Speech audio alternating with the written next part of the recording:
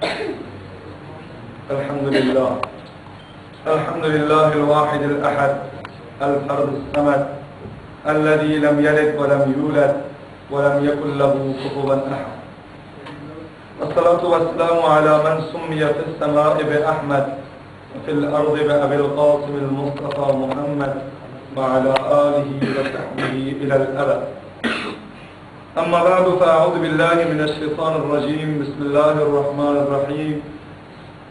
إن شكرتم لأزيدنكم ولئن كفرتم إن عذابي لشديد. صدق الله مولانا العظیم.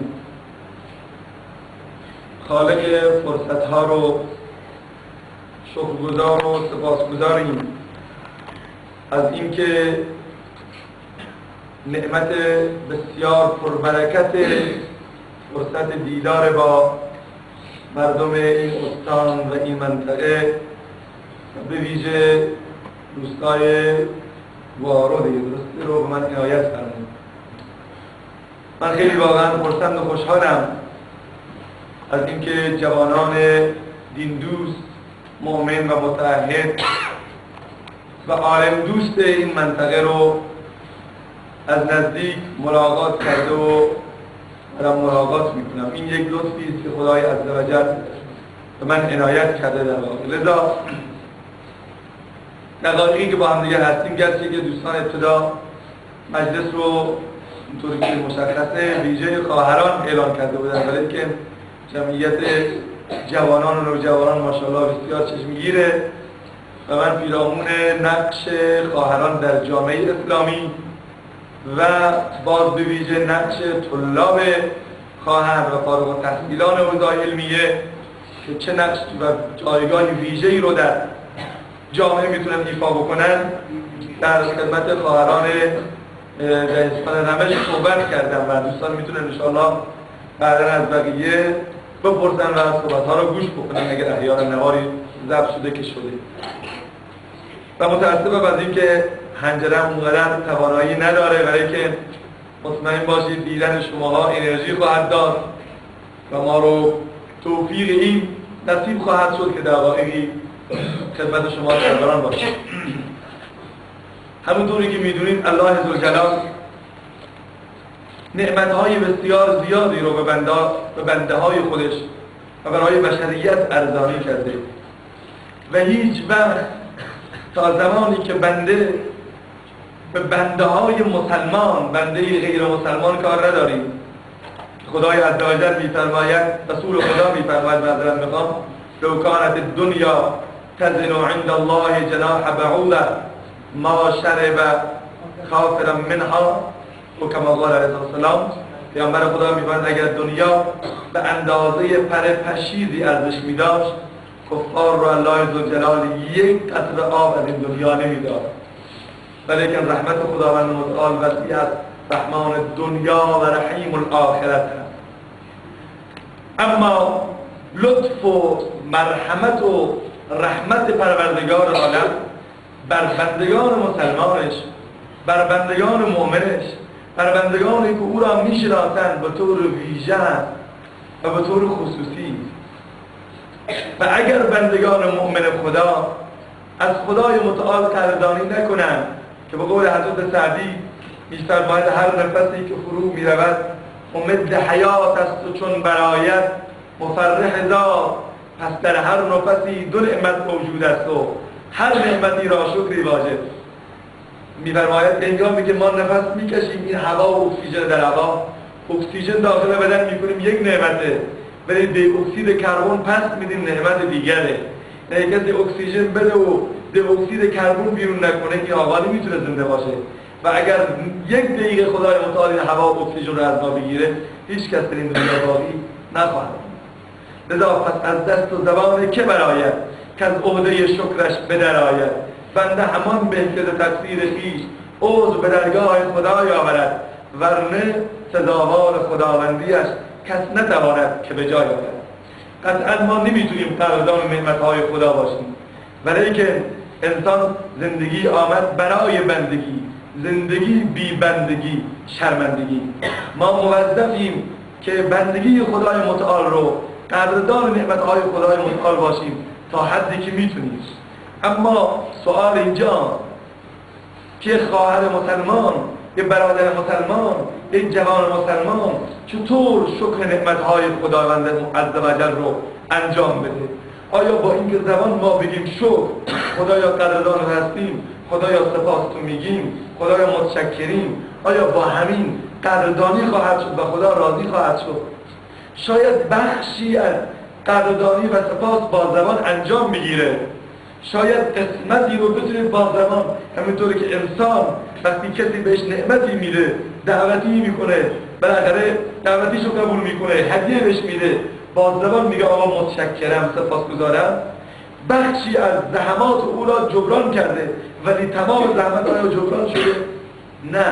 چرا؟ چون که کسی که به تو هدیه میده، کسی که تو رو دعوت میکنه، کسی که به احسان میکنه، همیشه تو ذهنت هست که ضمن اینکه قدردانی کردی با زبان، همیشه در پی تلافی او عملا هم باشی. اگر اون هدیه داده، زمانی برسه تو بتونی تلافی بکنی، آقا میگه تلافی میکنم. اگر او بهت حرف خوبی زده، تو سعی میکنی کمکش بکنی. اگر او تو کمک کرده، سعی میکنی ضمن قدردانی زبانی عملا کنی. درسته یا نه؟ پس خدای متعال که نعمت‌ها و احسانات او که یکی از نامه‌های بزرگوارش منان است، ذاتی که سفره من و فضل و کرم او بر همه بندگان بسیار زیاد و گسترده است، از ما توقع دارد. حضرت موسی علیه السلام روزی رفت به کوه طور برای عبادت، برای راز و نیاز پیش خدای متعال. یک جوونی حضرت موسی را دید، گفت موسی کجا میری؟ گفت میخوام برم به کوه طور. گفت منم یه سفارش دارم، به خدا میگی؟ گفت در خدمت شما هستم، سفارش خوبی باشه من میگم. گفت نه، قول بده سفارش من رو برسونی من میگم، در غیر این صورت هرگز نمیگم. گفت بفرما سفارش تو چی هست؟ گفت سفارشم اینه که اولا سلام رو به خدا برسان و به خدای متعال بگو خدایا از این به بعد من نه بنده تو هستم و نه تو را به خدایی قبول دارم و نعوذ بالله از این به بعد نعمتهای تو هم نیازی ندارم، چون که خودم مال زیاد دارم، پول زیاد دارم، زندگی مرفه، زندگی با آسایشی دارم، پس نیازی به تو ندارم، دور منو خط بکش، من تو خدای من نیستی، منم بنده تو. حضرت موسی علیه السلام رفت به بارگاه خدای متعال، راز و نیازشو کرد، اما هرچه به خودش فشار آورد که بتونه این خواسته گستاخانه و وقیحانه این جوان رو برسونه، هرچه زور میزد اما زبان را یارای گفتن نبود. دو سه مرتبه تکرار کرد، میخواست بگه، حالت شد که شروع کنه بگفتن، اما زبان خودشو گردید و برگشت. زمان خداحافظی فرا رسید، موسی میخواست برگرده که ذات ذوالجلال الله صدا کرد ای یا موسی، ای موسی آیا تو حامل سفارشی از سوی یک از بندگان نبودی؟ گفت بله پروردگارا، این بنده منو قاصد کرده و سفیر خودش کرده که من این سلام را به شما برسانم، ولی این خواسته این قدر گستاخانه است که من شرمم بیاد مطرح بکنم. گفت ای موسی وظیفه تو رساندن است، مگر تو یادت رفته که قول دادی سفارش رو برسانی؟ تو یه پیامبری چرا بد قولی میگی؟ گفت خدایا وقتی که خودت میدانی چرا از من میپرسی؟ تو که خودت خوب میدانی کنچه. گفت نه خدا موسی من میخوام از زبان تو هم بشنوم، چون تو قراره سفارش رو برسان. موسی تکرار کرد که جوان این حرف زده که من از این به بعد نه به تو نیاز دارم خدایا و نه تو نیاز به منو ول کن. گفت ای موسی، جواب خدا را بشنو، ای موسی تو هم سلام منو به اون بنده برسان و به او بگو که خدای متعال فرموده اگر تو منو به خدایی قبول نداری، اینو بدم که من خدا تو رو به بندگی قبول دارم. اگر تو دور منو خط کشیدی، من خدا دور تو رو خط نمی‌کشم. من خدا به این عشق می‌ورم، دوستت دارم، عاشقتم، فقط میخوام دستت رو دراز کنی، با من دوست بشی. اگر تو به نعمتهای من نیاز نداری که من اگر یه ساعت یه دقیقه فقط نعمت اکسیژن رو ازت بگیرم میمیری، از بین میری. من اینو بدانم که تا روزی که زنده هستی اگر بندگی منو نکنی خدای متعال رزاقی خودت برشدت نکنم. ما چنین ذاتی داری وقتی که میگه بسم الله الرحمن الرحیم، رحمان الرحیم یعنی همین، رحمت خدا یعنی همین. رسول خدا در اخبار آمده میگه در بنی اسرائیل فردی بود 600 سال خدا را عبادت کرد، کم بود 600 سال. دعاش همیشه این بود که خدایا وقتی میخوای روح منو پرواز بدی جانم هنگام سجده بدی. دعاش قبول شد چون که بنده خالص و مخلص خدا بود. بعد از 600 سال به سجده که رفت خدای متعال روحشو گرفت.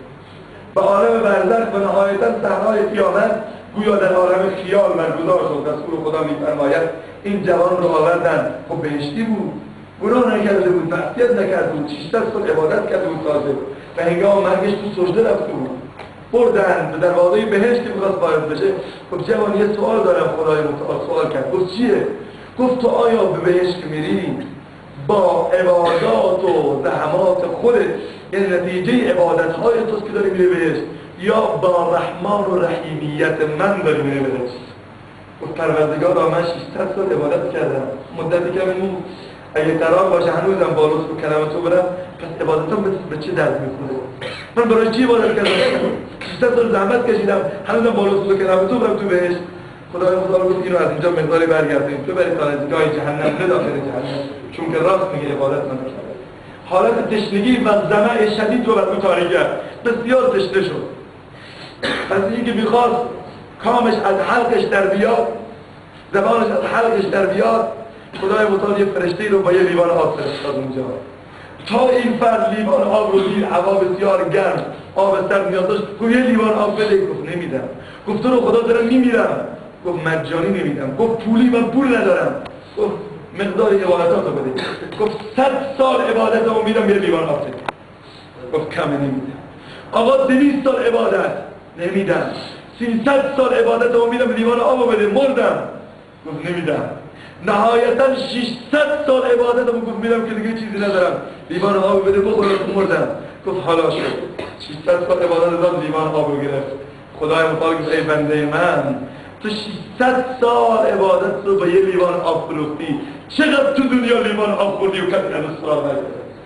چقدر تو دنیا من بهت روزی دادم اما تو فکرشو نکردی؟ واقعیت امیر سروران عزیز الله ذوالجلال برای ما نعمت‌های زیاد عنایت کرده. نعمت سلامتی، نعمت چشم، نعمت دست، نعمت زبان، اینها نعمت‌هایی است که با پول خریده نمیشه.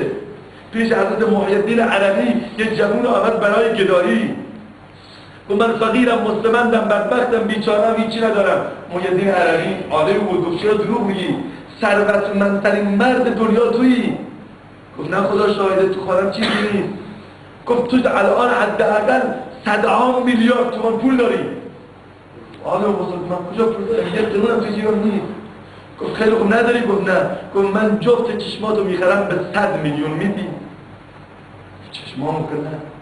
گفت زبانتو میخرم به 200 میلیون میدی؟ نه. دست و اعضا و جوارحتو میدی؟ آیا میدی شما؟ من رو طالبم. کی میده؟ چه دو تا چشمشو میگیرم 200 میلیون بهش بدم، دستتون رو بالا کنم.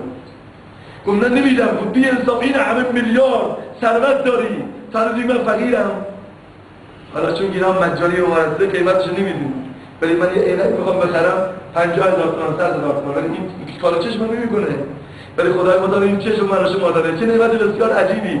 آیا میدونید چرا پلک میزنید؟ رفتید تو بحث پلک زدن؟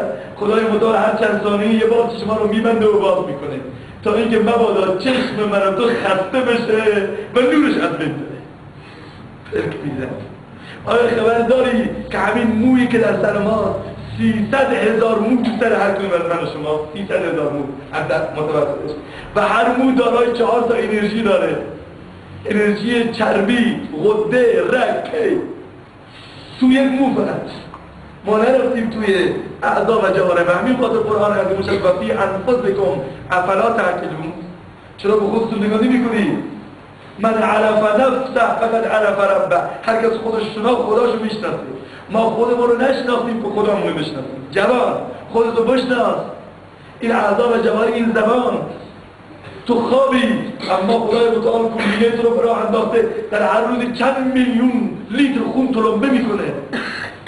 سلول ها در بدن هر انسان میلیاردها سلول قرار داره که اگه قرار باشه ما بریم تو بحث اعضا و جوارح خیلی طول میکشه صحبتم. به اعضا و جوارح نگاه بکن. اینا همه نعمت‌های خدای متعال هست.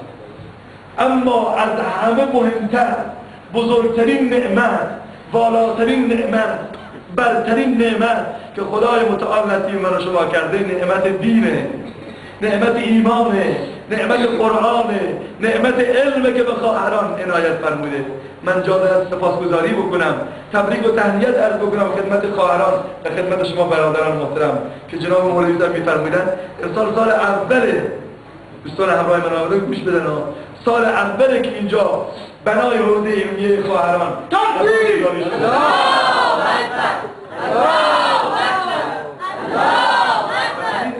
چند ماهی نگذشته پیش از 80 طلبه خواهر ثبت نام کرد. این واقعا یه نعمته، این واقعا یه رحمت خداوندی. به خدا با هیچ چیز مقایسه نمیشه، با پول مقایسه نمیشه. پول میره غادن ورا صبح میاد شب نیست، با زیبایی های اونچنانی قابل مقایسه نیست. نعمت علم یه نعمت عظماست. یرفع الله الذین آمنوا منکم والذین اوتوا العلم درجات. خدای متعال میفرماید الله عزوجلال مؤمنان رو درجه داده، افضلیت داده، ارجحیت داده، ولی صاحبان علم و خرد و دانش را درجه ها، یک درجه، صدها درجه. بعثت معلما، پیامبر میگه من معلمم، دانش به بقیه میدم.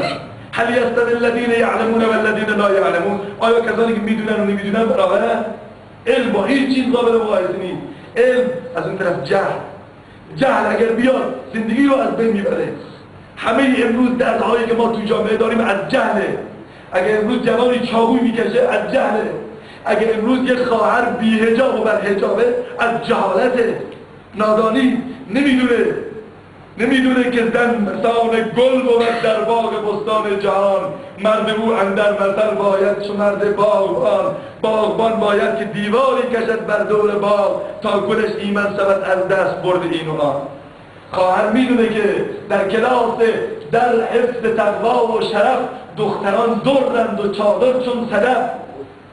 خود دختر میدونه که میوه تا زمانی خراب نمیشه که پوست دورشه، ولی خربزه رو پوست کن، انار رو پوست کن، سیب رو پوست کن، یه ساعت سالم میمونه؟ نمیمونه. دختری که چادر پوستشه، حجابشه، عفتشه، دیوارشه، صدفه که دور داخلشه. ولی این صدف اگر دور رو در بیاریم، اگر پوستش کنیم میوه رو، یه ساعت خراب میشه. جهالت خیلی خطرناکه، خلایی که با هیچ چیز پر نمیشه. امروز اگر دختر ما در مشهد بی حجابه به خاطر جهالتشه، به خاطر بی‌علمیشه، به خاطر عدم شناخت با خداست. اگر امروز در دنیا زنا و فحشا زیاده به خاطر جهالته. ولی این نعمت علم را خواهران خدا به شما نصیب کرده، آمده در خانه شما داره میزنه. قدر این نعمت رو بدونید، قدر نعمت دین رو بدونید که خدا چه میفرماید. آیه که اول تلاوت کردم لئن شکرتم لازیدنکم. شکر نعمت افزون کند.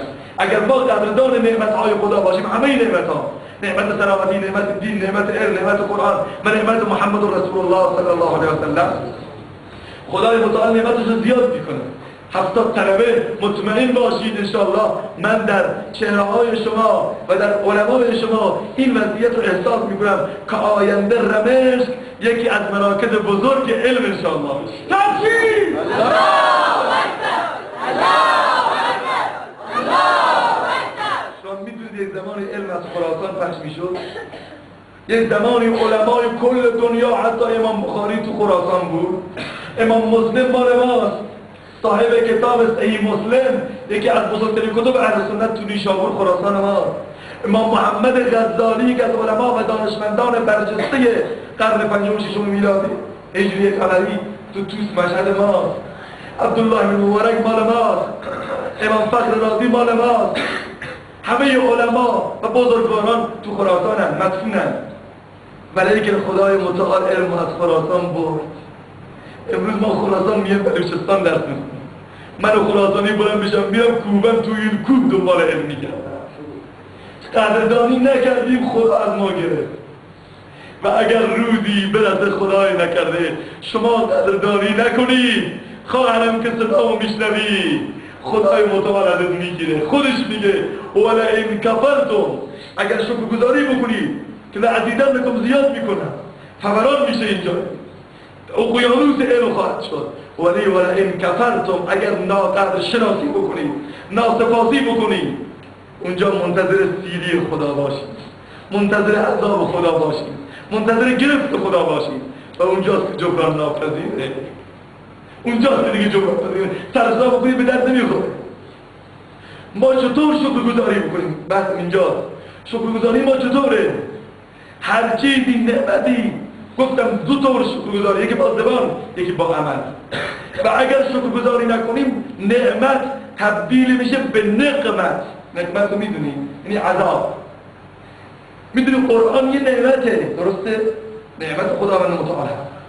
خدای خودش میفرماید این رحمتی برای انا نحن نزلنا الذکر.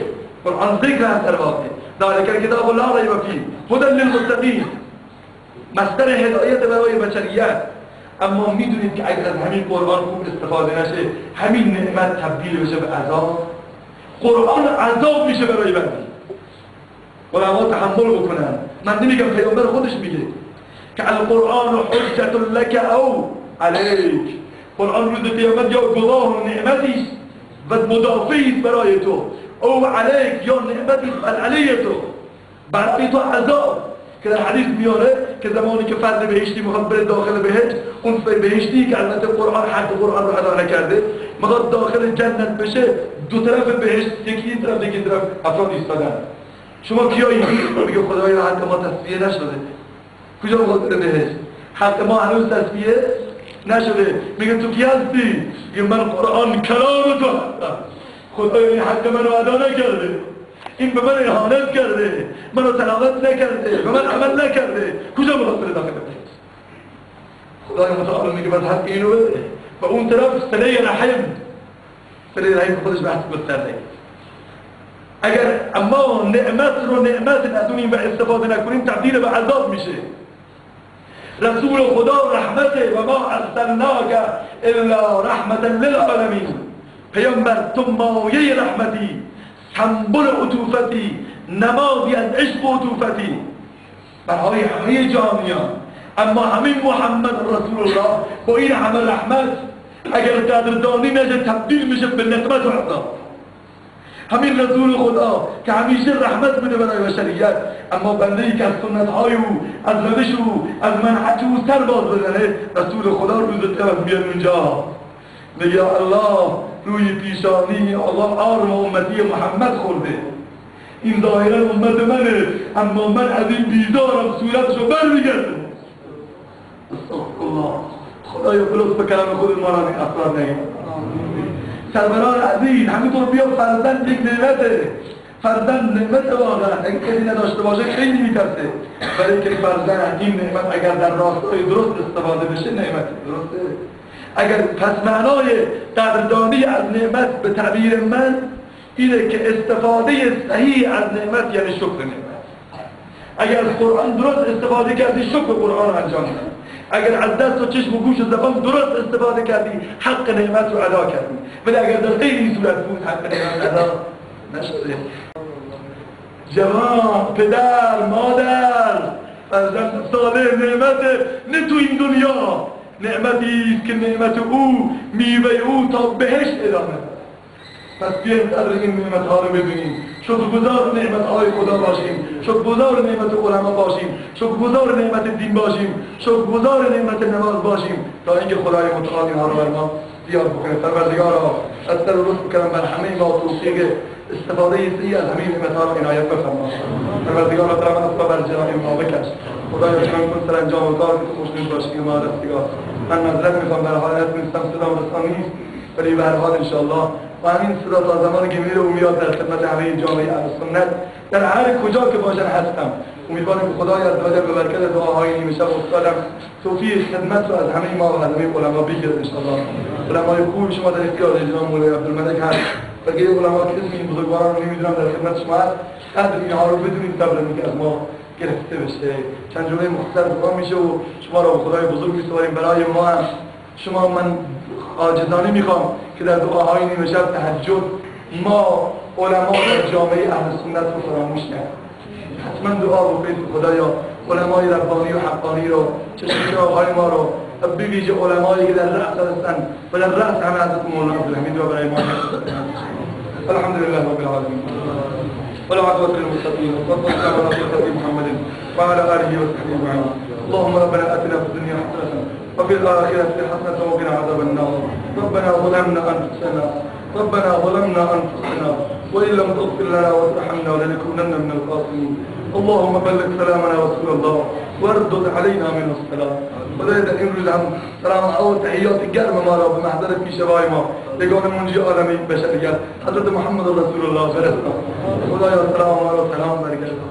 خدایا قاضی سلام ما را به روی انور و اثر استاد بزرگوار جناب مولانا محمد عمر برسان و به اون بگو پروردگارا که زحمات نیمه شب شما دعاهای نیمه شبی که در حق رمشق میکردن دوستان همه‌تون بدونید من در راه برای دوستانم گفتم که مولانا محمد عمر برای شهرستان رمشق خیلی دردمند بود، خیلی فکرمند بود، همیشه فکرش این سو متوجه بود. خدایا سلام ما را برسان دنیا بلد همه این مردم و بهش بگو که روح شاد باشد. مردم رمشق زنده، علما زنده، علم زنده شده، دین زنده شده و تعهد میکنن این جوانان امروز که خدایا بر وفق مراد تو، بر وفق مراد رسولت طبق سنت رسولت ادامه خواهند داد. پروردگارا ما رو بر این فکر مستدام بدار، فکر دین را بر همه ما احیا بفرما. پروردگارا همه ما رو در دنیا سربلند سرافراز بگردان. صلی الله وسلم علی محمد و علی آله و صحبه اجمعین.